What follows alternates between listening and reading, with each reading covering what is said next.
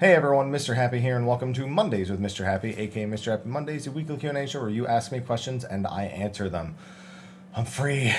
I can talk about it. I can share it. It's all on the YouTube channel.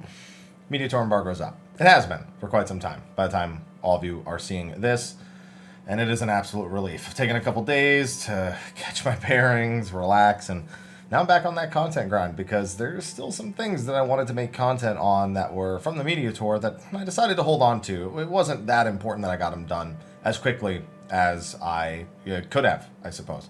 So be on the lookout for some stuff that is on my mind, stuff that's going to hit the YouTube channel, and some other fun things that are going to be happening over the next couple of weeks. Don't forget there is also a live letter on November 5th. We have State of the Realm this coming Friday, which is going to be our Air Zivia, our 5.55 Air Zivia, so we get to look like complete idiots, and I'm just looking forward.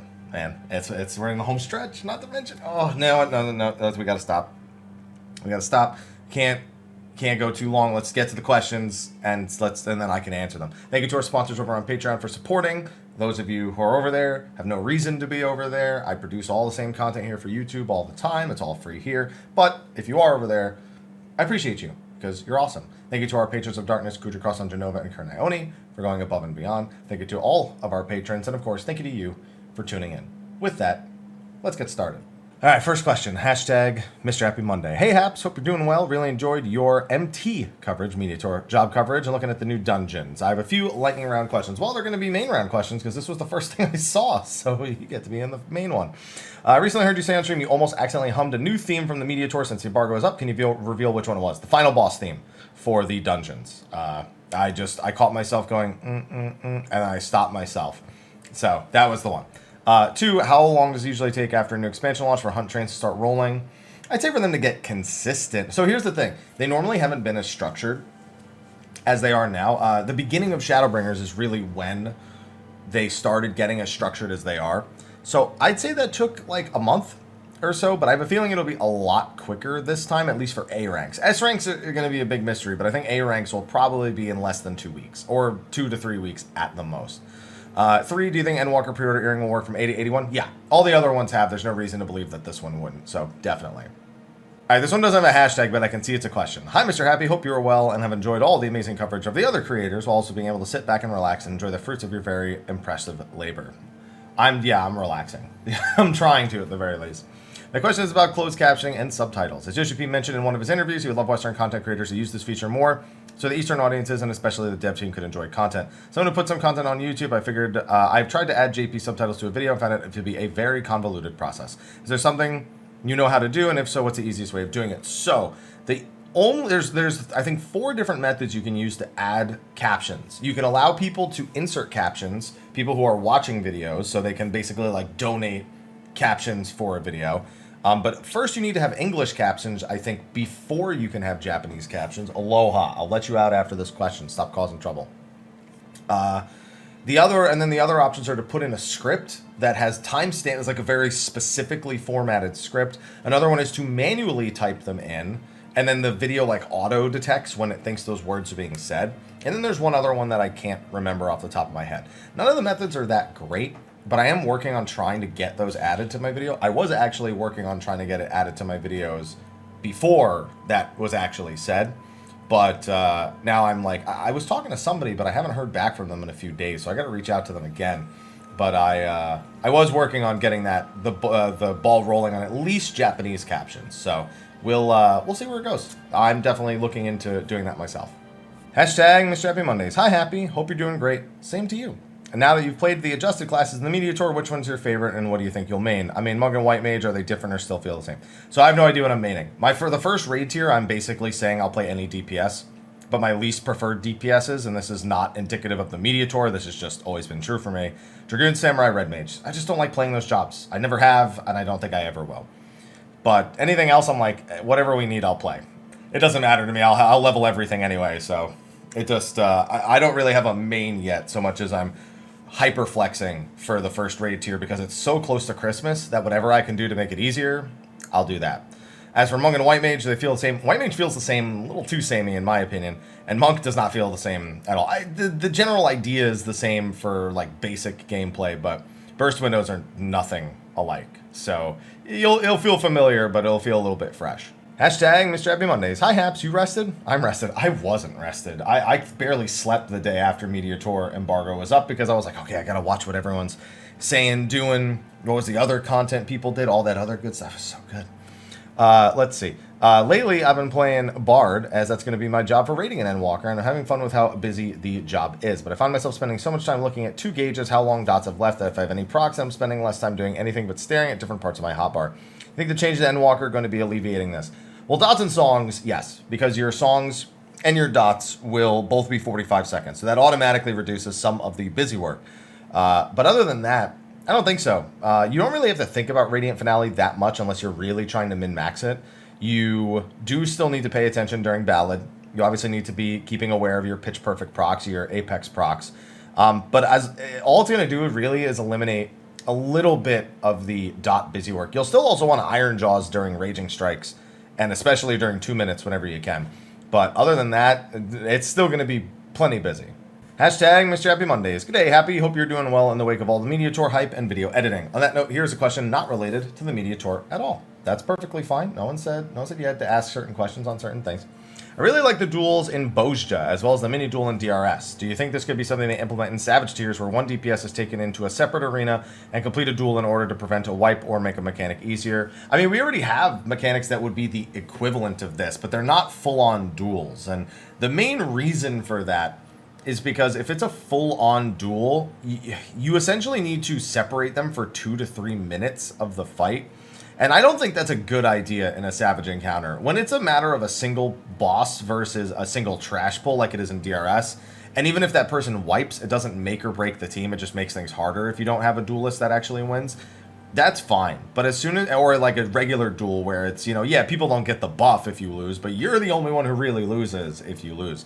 Versus having an entire raid where one person has a complete separate set of responsibilities that doesn't have any overlap whatsoever with the rest of the encounter, strictly so you can say, hey, you as one person, if you do not do this, then it is all over, and there's nothing you can do, and you won't learn the outside part of the encounter.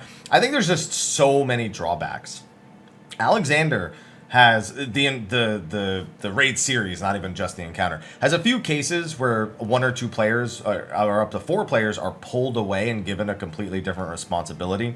I think that is fine. That's like splitting up for ad phases or making sure that people have like a tank and a DPS to take care of an ad or something.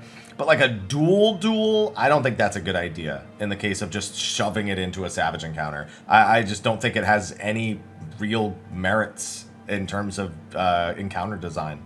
Hashtag Mr. Happy Mondays. Hello, Mr. Happy. Hi. What I've seen of Reaper concerns me a bit. The vast majority of its skills seem to be weapon skills rather than abilities. I believe for its single target rotation, there's only 4 OGCD buttons that will be pressed: Arcane Circle, Blood Stalk, and its transformations, Gluttony, and Lemure Shroud. And of course, Lemure Slice during single target, or Lemure Scythe during AoE. In your time with the job, how did this limit repertoire of abilities feel? You mean repetition of abilities feel?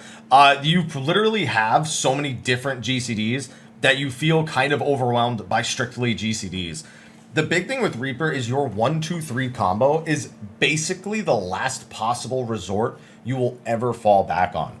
What that leads to is that all of your abilities feel like they hit super hard.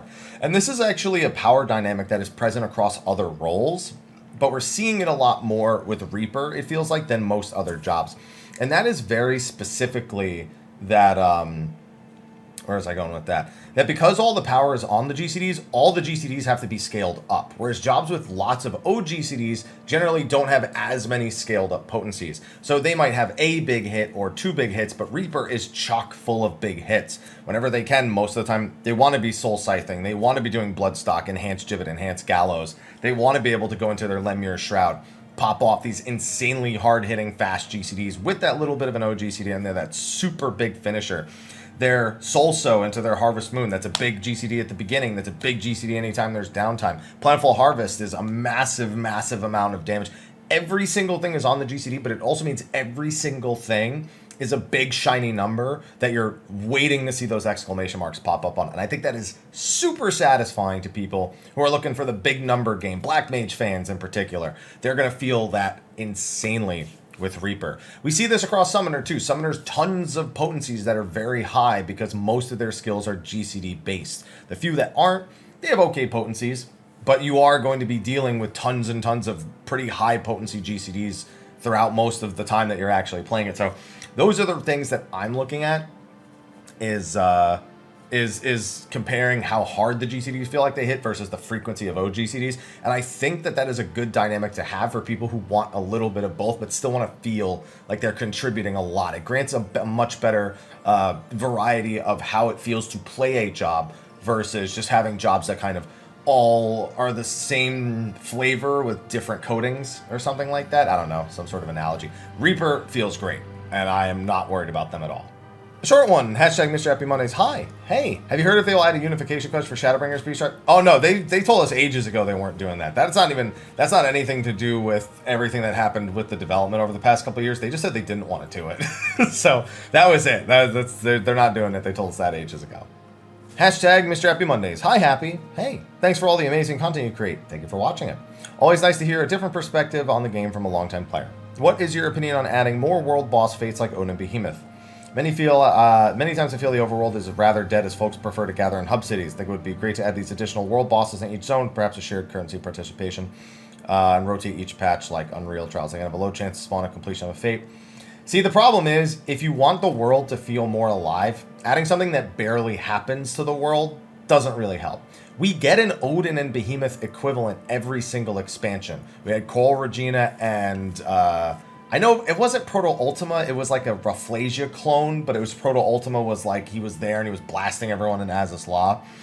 He just wasn't part. It was Prey something. Prey, I don't know. That's Prey was the name of the fate.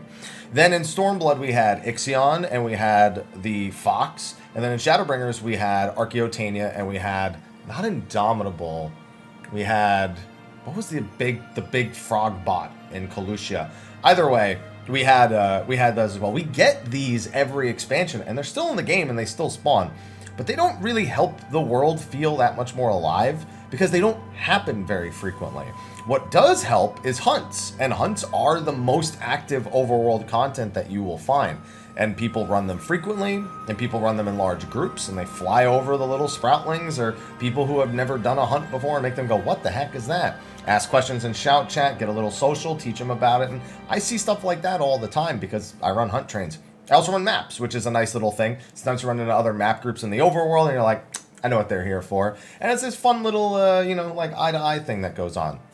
But I don't think this is any approach to add more life to the overworld, nor do I think we really need that, because if they did do this, it would come at the cost of bosses or resources that would be put elsewhere, and I don't think the gains are large enough to warrant doing something like this. Hashtag Mrhappy Monday. Hello, and how goes it? Hi, and great. My question is in regards to job changes that were made to tank. At first I felt a little salt and darkness when I saw Dark didn't get any healing buffs like the other tanks did. I was kind of surprised at that. Then I realized Gunbreaker didn't get too many more heals either. I mean, they got Heart of Corundum and they got a second Aurora stack, so I'm not going to say that's not significant. It seems to be them leaning more into main and off tank. My question is, would the multitude of added heals Warrior and Paladin make them better main tanks or off tanks? Since Dark and Gunbreaker shields can be given, it seems Warrior and Paladin would be better at main. So, first of all, Paladin and Warrior can give their buffs to the other tank. Also, it is not a selfish thing. You got to remember that Intervention and Holy Sheltron do the same thing, essentially. In fact, Intervention, you can give up to, I think it's like, with compounding percentages, like 27 or 28% mitigation. I know it's 30% if you just do it additively, but they work multiplicatively, so that doesn't work. So anyway, regardless. And then you also give them the heal and the extra damage mitigation for the first 4 seconds, and then Warriors could give Nascent, which would give damage reduction. It would give them heals. It would give them the little barrier that they get. And then Dark Knight can TBN themselves or somebody else. Dark Knights can also give their Oblation, I think it's called, Oblation to themselves or somebody else. Gunbreakers can give Heart of Corundum to themselves or somebody else. They all have main and off-tank functionalities in those things. Now, if I were to base it solely on the amount of self-healing that is present in the kits, I would prefer my off-tank be somebody who is bringing that kind of power, which would mean, in theory, my answer to you would say Paladin and Warrior would be better off as off-tanks. But that's wrong, because Warrior is a god-tier main tank, and Paladin still a little bit off when it comes to being a main tank, but by no means a bad option as it is now. Or saying, like, it's also not a bad option now, but it's just clearly a worse option than something like, say, Warrior. So I think that it doesn't matter. and that a lot of the same hierarchies that people kind of develop or enforce now with what is the better main tank and off tank will just continue to be so going into Endwalker.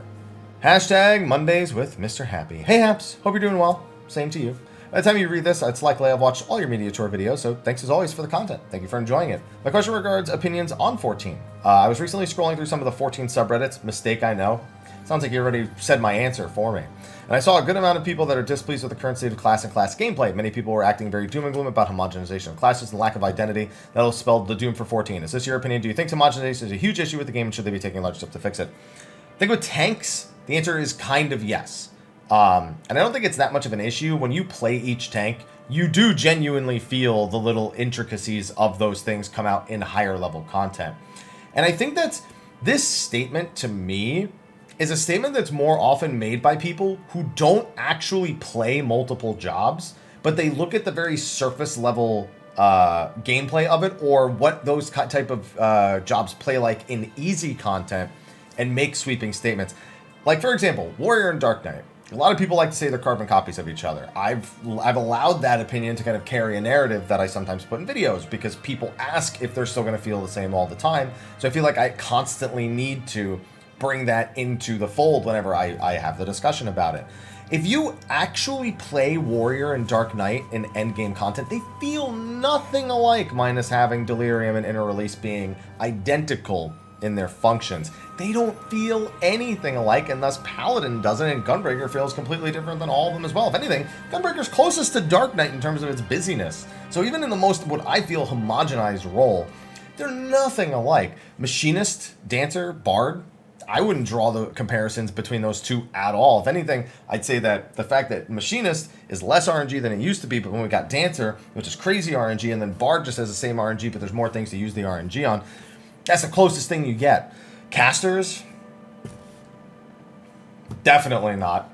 And Melee, most certainly not. I mean, go tell a monk that it's like a monk is like playing Dragoon when they've been delaying life windows. Their GCD is slower, and they've got a billion OGCDs every single time they have to go through a rotation. 5-part combos rotating between the two of them, all worried about timings. Monks just trying to keep that flowing. Every other Twin Snakes, every other Demolish. Samurai on a strict schedule, because you don't want to become a freestyle samurai if you can avoid it. And Ninja, yeah, no, I never really agree with the homogenization, nor do I think it's even an issue. I think more people look at raid buffs and what the actual utilities jobs offer to other jobs they are playing with. That has homogenization, and that's for sake of making sure that things are relatively balanced. But you still see people have all sorts of discussions about how a monk needs to be careful with Brotherhood in case people are further away, so their positioning is key. Trick attack needs to be on a strict timer because everyone's basing their bursts around when that trick attack is going to be happening. Previously, you had to have considerations with things like Lance Charge and Battle Litany, where those lined up with things. And they're going to be reducing a lot of that with the 60 and 120s, but the considerations are still going to be quite heavy. For example, on Machinist, do you want to use your reassembles, one of your reassembles outside of buffs, or use both of them in buffs? Well, that's going to largely depend. Do you have a Scholar? Do you have a Dragoon? Do you have stuff that's increasing critical hit rate when you don't need any critical hit rate, thus reducing the value of the skill, pressing it inside of buffs overall? Those types of considerations are the things people don't make when they say things like that most of the time. So I don't generally agree with it, but there are elements of it that, if accelerated, would be unfun. So not entirely unwarranted, but overstated. Final Fantasy XIV is so balanced that generally most discussion that happens is mountains out of molehills, because what other discussion will we have? So it just ends up sounding almost kind of ridiculous whenever even myself complain about certain things.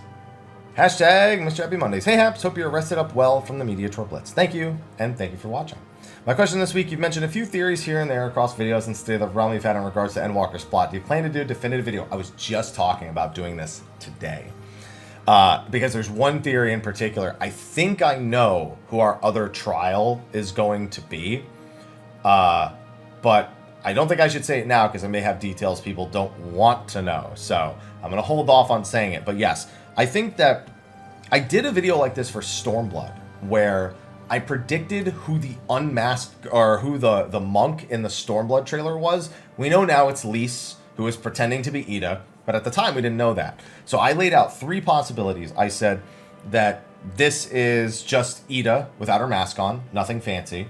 I predicted one was that it was Ida's, it was some mystery person. And I think my third theory, I don't even remember. I'd have to rewatch the video. I remember saying my third theory was like, I don't think this one's the answer, but I think it's possible, but I don't think it's super likely. What if this is actually Ida's sister pretending to be Ida, and then Ida, the real Ida, is actually dead? And that ended up being exactly what it was. So I kind of do see the merits in doing it. So I might do it. I've got a few tinfoil hat theories, and I think everybody who's watching all the news unfold has their own tinfoil hat theories. I think Alphinaud and Alice are going to turn to stone. I think Matoya is going to die, and Y'shtola is going to, after the plot is completely over, is going to retire to her cave to carry on her legacy. I think Thancred's dead. I think...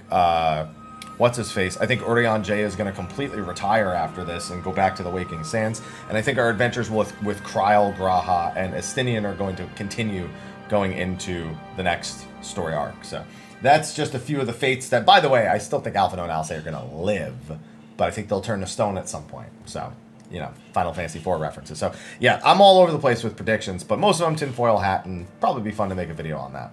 Hashtag Mr. Happy Mondays. Hi, Hap. First time asking here. Welcome. Figured you might enjoy a question or two not related to the media tour this week. Hey, I'm down for whatever because I'm just talking about whatever.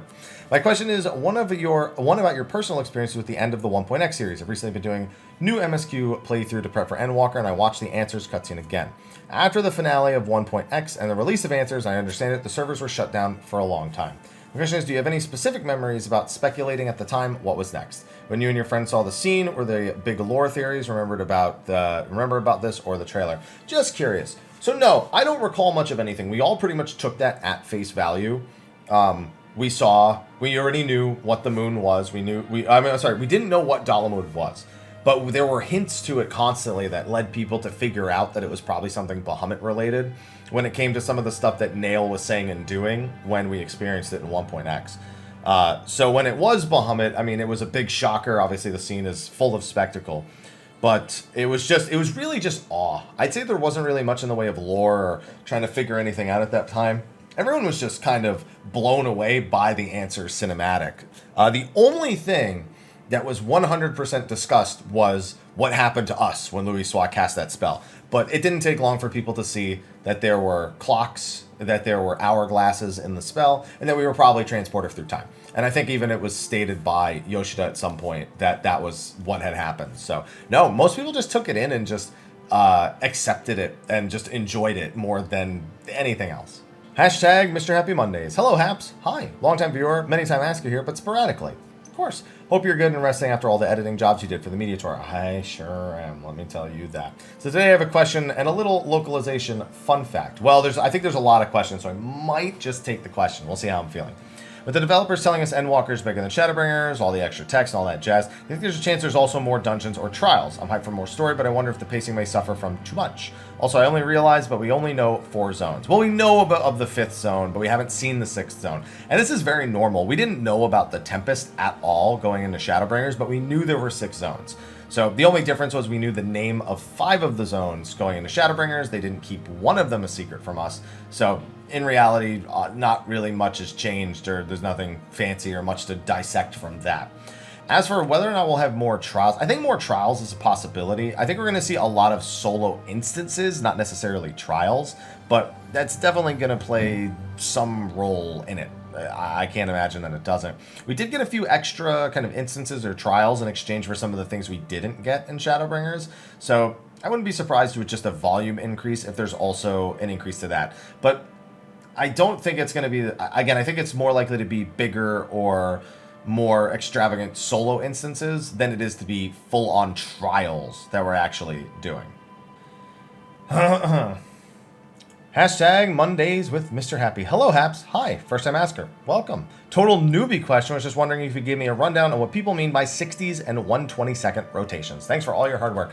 No, this isn't a problem at all. This is honestly something that I feel like maybe I take for granted a little bit when I'm explaining things. So, very simply put, abilities in the game have all sorts of different effects and cooldowns. When an ability has a 60-second cooldown, we call it 60s. When it has a 120-second cooldown, we call them 2 minutes or 120s. And basically all it's indicating is that a lot of jobs have these same types of cooldowns on skills. So at 60 seconds, a bunch of jobs are pressing those 60-second buttons. Some of those are going to be buffs to themselves. Some of those are going to be buffs to allies. And it's about making use of those time frames as efficiently as possible. 120s usually combine a mix of the 60s because, 60 times 2 is 120, so obviously they'll be up. But also skills that are uniquely available once every 2 minutes. So now you have even more of a point of power with which to play around. And that's very, very important in endgame content when it comes to maximizing your DPS and getting that first clear on a boss. Eventually it'll be about killing the bosses faster, but all the same, that's all that it's referring to. It's just the cooldowns of skills and playing around those cooldowns. Hashtag Mr. Happy Mondays. Hey Happy, how you doing? You doing alright? I'm doing alright. I'm doing alright. You doing alright? Sorry, I was checking the time. You doing alright? I just want to comment that it seems like your IRL retainer with how many alphas. Yeah, Square Enix has sent me a ton of alphas. Square Enix is my retainer, I guess, in this case. Let's see. There was a question regarding your top 5 favorite RPGs. You said it would probably be easier to name your least favorite. I know in the past you have mentioned you're not a fan of Xenoblade 2, but what are the other ones, not necessarily top 5? Xenoblade 2 is a big one. I want all the time back. I knew 5 hours into that game I didn't like it, and I still chose to play it through so I could at least say I gave it the honest try, and that was a bad decision. Chrono Cross. I played Chrono Trigger and Chrono Cross for the first time back-to-back after each other. So I finished Trigger, was like, oh my god, I can't believe I waited all this time to play this. Then I played Cross, and I was like, so that's why this franchise died, huh? Good music at the very least. I think I mentioned Breath of Fire 5 last week as a big one. Star Ocean 5 is also pretty far down there. Oh man, and this is just RPGs. I mean, Final Fantasy 2 and 3 are both damn near the bottom of the list for all-time least favorite RPGs. Not even just least favorite Final Fantasy games. 9 is down there too, but not to the same capacity, but it's down there. And there's definitely more, but I still have to think about it. Like, that's the thing. I played a bunch. I'm sure I played some, like, crapshoot RPGs randomly that, like, it just never stuck with me. So, those are some easy ones to name off the top of my head, at the very least. Hashtag Mr. Happy Mondays. Greetings, Happy. Hi. Sometimes lurker that talks even more rarely. Hope all is well. Also, happy 1 year episode. Wait. Happy 1 year? Wait, is this episode 352? Oh, or was the last... Oh. Well, that's not how that works, but thanks. You may remember recently in your chat that I mentioned a concern with skills clipping, but did not elaborate because even though it could count for Nin, it was Sage that made me want to ask, so I chose not to ask that day. Since all will be open by the time you can respond to this, I figured I'd go ahead and ask the question now. Sure. With how your Khuja works with an instant cast followed by a second and a half cast of both a spell using GCD together to equal the normal GCD timing, yes. How badly do you feel it would be affected by ping? So something like that, not affected by ping very much at all. 1 second would require so much bad ping that at that point you can't blame it. The ping is the problem with everything that is happening in your game. Now, I will say this. If you try to weave between the Eucrasia skill and your next GCD and you have a high amount of ping, that's going to feel a lot like Machinist. So as long as you don't try to weave after the Eucrasia ability, you probably won't have any issues.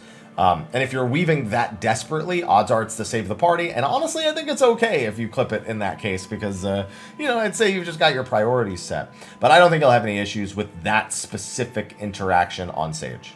All right, my voice is actually starting to fail me, and there's still quite a bit of questions left, and I still want to work after this. So I'm actually going to kind of lightning round whatever I can at the end here. Are they going to add ultimate weapons for the job that don't have them? No, I didn't ask that, and I don't think anyone else did. But I'll still hope they do. I've got spare totems in case they do. So fingers crossed, one day. What was your most surprising thing you saw in the media tour we had not previously seen in the live letters? I can't really think of anything, to be honest. I think just getting elaborations on a lot of the things we saw was more important, but things that we just didn't see at all. I mean, there was the achievement book, but honestly, that wasn't like, I was like, going nuts over that. So, yeah, no, I can't really think of anything for that in particular. I see people say commenting for the algorithm. I appreciate that. Commenting and liking. We don't say that in videos because we want to. We say it because it helps the algorithm. I think Sid will also be prevalent in 6.1 and beyond. Yeah, I should have mentioned him earlier, actually. So yeah, I do think Sid will also be there. There was somebody here who told me to eat steak and drink my favorite drink after everything that I've been through. Let's see. Wait, Monk felt odd to me. Sam was fine. Nothing else. Want to live Monk. On a question. As the OG to XIV, how do you feel about everyone now just seeing 14 and its recent gain in everyone's eyes? Oh, I mean, I don't like to think about things that are too much out of my control. So worrying about other people just noticing my favorite game, I mean, that never mattered to me before. When I was playing it back in A Realm Reborn, I wasn't like, why don't more people play? I was like, I love this, and I'm going to create content for it, and I'm going to enjoy it. And if that convinces some people along the way to try it out, or you know, whatever, cool. But I'm not going to tell them they have to play it, or that they should play it, or that it's the greatest thing they'll ever play. Just like people to come to their own conclusions after they've been able to amass any amount of opinion, I suppose.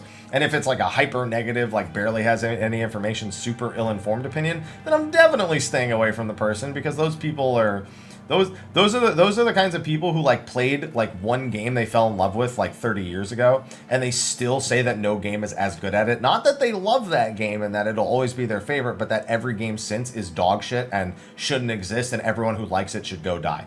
I don't want anything to do with those people, because those people, there's something wrong with those people. I can't do it. But no, it's for me. I don't think about stuff like this. I'm just like, yeah, hi, welcome, thanks. You got any questions? Let's do this. Someone asked, how do I feel about them not having suplex for Monk? Disappointed.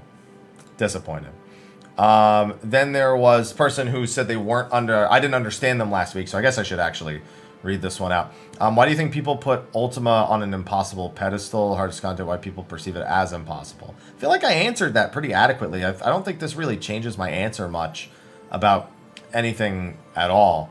Because you kind of just regurgitating a lot of the things that I said, but I also explained why people kind of put it on that high. I think I don't think the clarification really changes my opinion much from last week if I'm remembering my answer well enough, because everything you've just said are things that I'm pretty sure that I said in my answer as well. So, Ultimate, try it. Don't be a bitch. That's my advice. Is there any updated information regarding hair gear during the media tour? Not that I've seen or heard in any interviews. Is there any job you think is different now that current players who main that job will change their main because of it? Summoner. If people really like current Summoner, they probably won't like new Summoner. They're literally nothing alike, so I think that's a fair enough comparison to make. Then there was another one here. Do you think they might add like a super unique Endwalker cutscene that changes based on your job? No. I don't think they will. Would it be cool? Sure. But do I think they'll like do anything for like having all the jobs at max level or anything? No, they're going to make it so that when you play through on the first job, regardless of what that job is, you feel like you got a good ending. And I don't think they'll do anything job specific. So definitely nothing like an all 90s ending or something like that. Favorite monster design? Enemy or friendly? Any Final Fantasy game? Dude, Ultros. That dude cracks me. That thing cracks me up. I'm a big fan of Ultros. Minus the creepy bits. He's a little too creepy for me. But, you know. Every time I hear that little laugh, that's a good time. This one was like someone looking for a static, and it looks like somebody helped them by giving them some advice, so I'm going to assume that that's all good. People asking when the embargo is lifted, doesn't matter anymore, so I got to skip all those questions. Then there was one regarding Gathering, but it didn't have a question. They just said that they feel like with the changes they made to Gathering, like they're removing content, but that didn't have a question, so there's nothing I really had to answer. Favorite part of the media tour was doing it, and favorite... You know, I say that, but honestly, I wouldn't care if there was no media tour at all. I really wouldn't. I'd be just as fine, everyone finding everything out, and then rushing to make content after the fact. Like, I would gladly give up media tour if it means everyone's on equal footing in terms of news and when we receive it, but I don't think that would ever happen. So if I keep getting invited, I keep going to them. That's the simplest thing. Some of your favorite job changes, what you got to play? Dude, listen, Summoner's basic as all hell, but I just love the aesthetic. So that was probably one of my favorite things that I got to experience there. Then this one, okay, then these I've already answered. Some of them I've already answered. Favorite change you saw? I think I've kind of touched upon that here or there occasionally. Someone asked if the Heart of Corundum will proc when you Super Bowl-eyed. Yeah, if you have Heart of Corundum when you Super Bowl-eyed, it'll proc. It's not that big of a heal, but it's, you know, it'll keep you from being one for very long, so can't complain about that. Then there was somebody asking what makes a dancer choose a dance partner. DPS, if they know it. I will say that I know, so this person says that like the dancer picks the healer every time. I'm not gonna lie, in Duty Finder, if you do not know the other people. I'd assume that the dancer you're talking about probably played, like, probably queued with the healer, and thus gave the healer the dance partner. So that's the most likely scenario, but I have seen dungeons where people do dog shit AoE DPS on trash, and it's better to give it to the healer. And so they might have experienced that, not necessarily with you, but at some point, and now they just give it to the healer every time. Of course, then if the healer's not doing any AoE, then it goes back the other way. So that can always change around. But that's the criteria, is just DPS, and it's specifically burst windows, because sometimes you want to put it on somebody and then change to somebody else, depending on who has a better like initial burst, or a better 1 minute burst, or a better 2 minute burst, etc., etc. Somebody asked when expansions normally release. This will be probably at like 3 a.m. Pacific, or like 1 a.m. Pacific, somewhere in that range. And then it's usually downloadable within like half a day before that, like 8 to 12 hours before. And the servers will probably be down at least 24 hours before that. So that's what we'll be looking at. Then there was this one. This was this one I answered. Okay, that had the flavor text as the second one. Somebody asked if I think they were making the game too easy because of new players. No, they've been doing this for a very long time. They were doing this based on feedback they were getting earlier, before, like during like Heaven's Word time. Going into creator is probably the best way to look at it. Like when they finally said, okay, we need to buckle down and figure out like our player base and like understand our player base to the maximum. But even before that, you saw dungeons changing as early as like 2.1 and 2.2, and you saw Moggle change and story mode quest change, and it was just gradual over time. It was never during the peak of the game. It was always during the early days, and then just they continued to get better and better at adding quality of life. And quality of life is great, but for a lot of people, it makes things easier because it doesn't make things take as long. So conflating time spent versus actual difficulty, big problem for us old Final Fantasy XI players. Big problem. Somebody asking about Deep Dungeon. I'm actually planning on a Deep Dungeon related video for Reaper and Sage. I'm not a Deep Dungeon expert, but I am good at just lining numbers up next to each other and making a claim. So that might be a good place, especially since we know we're going to get a level 90 Deep Dungeon in Endwalker thanks to Sly's interview. So I'm looking forward to that. I think that's every question at this point. That's Assault in Darkness. There's the macro for an instant way to assign. Oh, okay. I literally made a video about that. So yeah, that one works out. I didn't even see that question when I was first scrolling through. Different perspective question, unification question. This one was like a lore question. Something about the free citizens of Yulemore. With the new monk rotation, will it be hard to readjust? Yo, I'm still going to go for the flank on True and the rear on I'm sorry, the flank on Twin and the rear on True. It's going to happen one way or the other. I don't see myself escaping that fate. Reaper, can't do that. Okay, I think that pretty much covers everything, unless there's something that I'm missing. That's the duel-related question, the rested-related question, Monk and White Mage, and then this was accidentally hummed the theme question, and improving the... Oh, this one I remember going past. This one was like, what do you think about this for like improving the lower-level experience? And I've done a ton of videos about that, so I have my thoughts on what people... what they could do for that. I made a whole video on it not too long ago, but I think that generally getting the most basic things to players at the earliest possible level without overloading them is the right approach. Similar to what you've suggested. Getting combos earlier, getting gap closers earlier, AoEs earlier, at least some basis, 1 or 2 buttons to press that fulfills a very specific effect and a very specific role. So, yeah, that's where I'm at with all that. But with that, that's going to be a wrap for this week's episode of Mondays with Mr. Happy. Oof, I am tired, but I'm gonna drink some water, get this rendered, and then probably get to working on that Deep Dungeon video. Actually, I've got quite a few that I still want to work on. So with that, thank you for watching. Be sure to like, favorite, subscribe, and share, and stay tuned for more Endwalker on the channel and more weekly Q&As. Keep asking questions in the comment section below. Right now, do it. Feed my algorithm. Okay, bye. Thanks for watching.